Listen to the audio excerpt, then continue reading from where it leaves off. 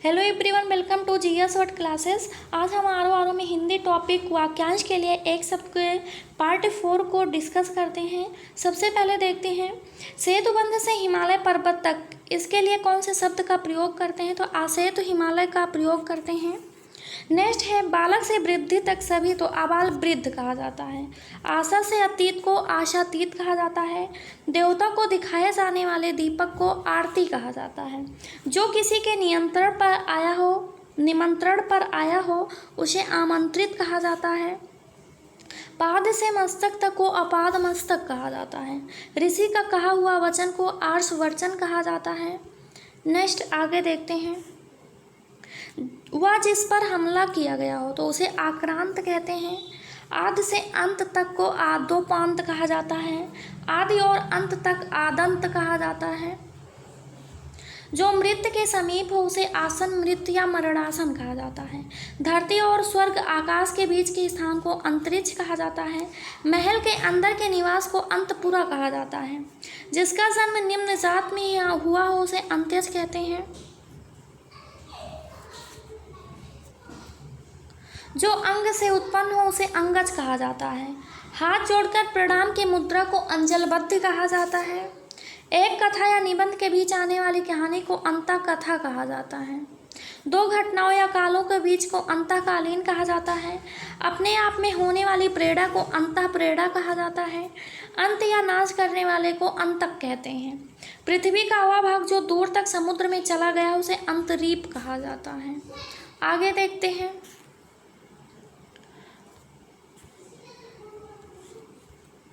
जो किसी संपत्ति आदि में अंश का हकदार हो उसे अंश भाजन कहा जाता है।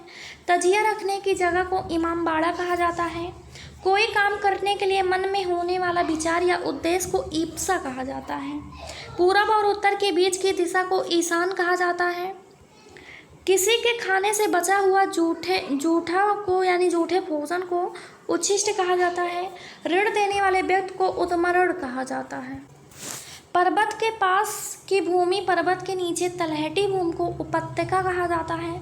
वह सामग्री जिससे कोई पदार्थ बने उसे उपादान कहते हैं। जिसने ऋण चुका दिया हो उसे उऋण कहते हैं। जो धरती फोड़कर जन्मता है उसे उद्भिज कहा जाता है। जिसमें खूब उपज होती है उसे उर्वर या उपजाऊ कहते हैं। जिस कल्पित पर्वत से सूर्य का उदय होता है उसे उदयाचल कहा जाता है। दूसरों का उपकार करने वाले को उपकारी कहा जाता है। जिसकी उपासना की जाती है उसे उपास्य कहते हैं। जो उपासना करता है उसे उपासक कहा जाता है। उर या छाती के बल चलने वाले को उरग कहते हैं, जैसे साफ हो गया। आगे देखते हैं, जो ऊपर कहा गया उसे उपयुक्त कहते हैं। जिस जमीन में उत्पन्न करने की शक्ति है उसे उर्वरा कहा जाता है। आगे देखते हैं,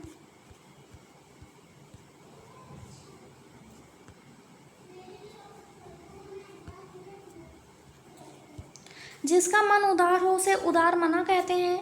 जिसकी उपमा दी जा सके उसे उपमेय कहते हैं। जिससे उपमा दी जाए उसे उपमान कहते हैं।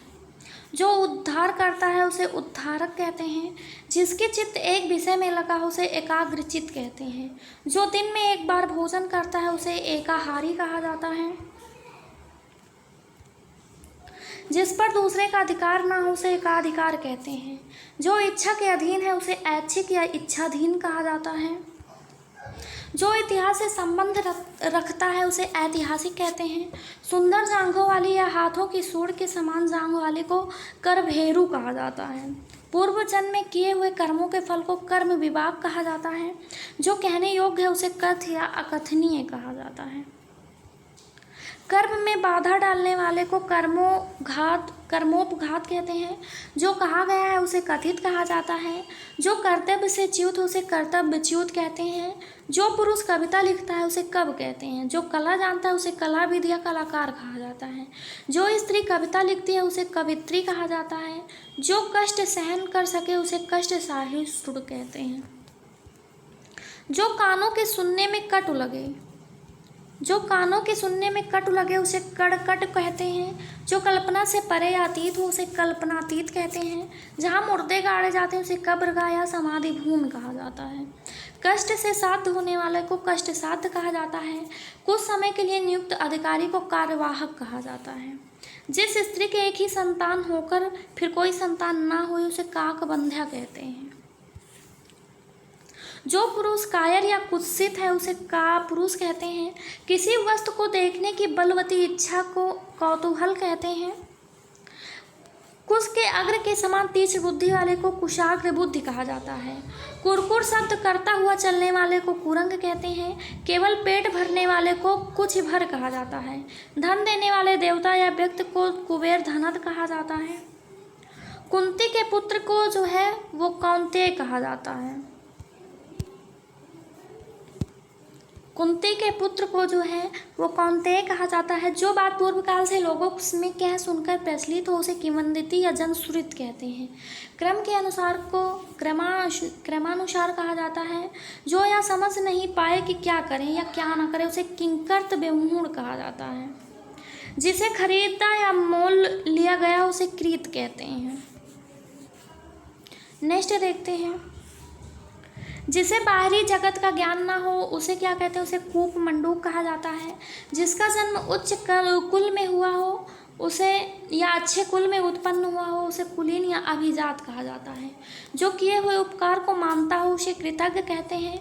जो किए हुए उपकार को नहीं मानता है उसे कृतघ्न कहते हैं।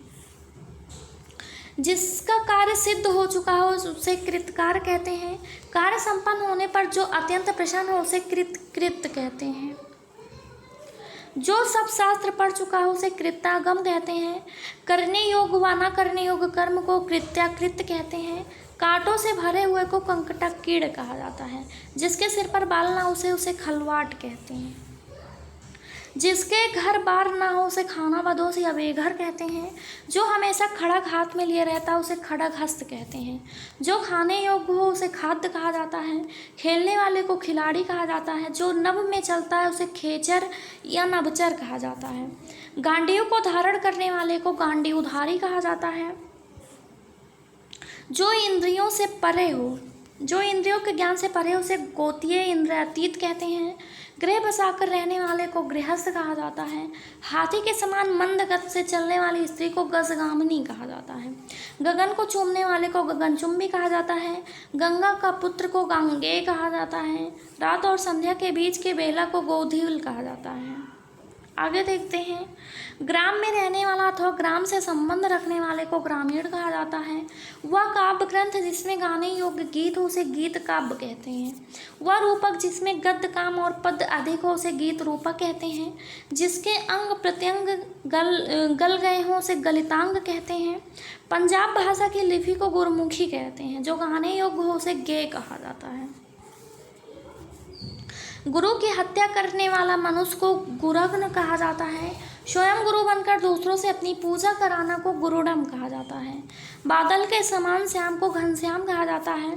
घास खोदकर जीवन निर्वाह करने वाले को घसियारा कहा जाता है। जिसके सिर पर चंद्रकला हो या जिसके सिर पर चंद्रमा उसे चंद्रचूड़ या चंद्रशेखर कहा जाता है। जिस पर चिन्ह लगाया गया हो उसे चिन्हित कहते हैं। जो चर्चा का विषय हो उसे चर्चित कहते हैं। जिसकी चार भुजाएं हो उसे चतुर्भुज कहते हैं। करने की इच्छा को चिकीर्षा कहा जाता है। चार राहों के मिलने स्थान को चौराहा कहा जाता है। आगे देखते हैं। जहाँ अनेक प्रकार के पशु पक्षी रखे जाते हैं उसे चिड़ियाघर या चिड़ियाखाना कहा जाता है। चार वेदों को जानने वाले को चतुर्वेदी कहा जाता है। जिसके चार पद हैं उसके लिए शब्द होता है चतुष्पद शब्द का प्रयोग करते हैं। जिसके पाड़ में चक्र हो उसे चक्रपाड़ शब्द यूज करते हैं। चक्र को धारण करने वाले को चक्रधारी कहा जाता है। गद्य पग्र मिश्रित काव्य को क्या कहा जाता है, तो चंपू कहा जाता है।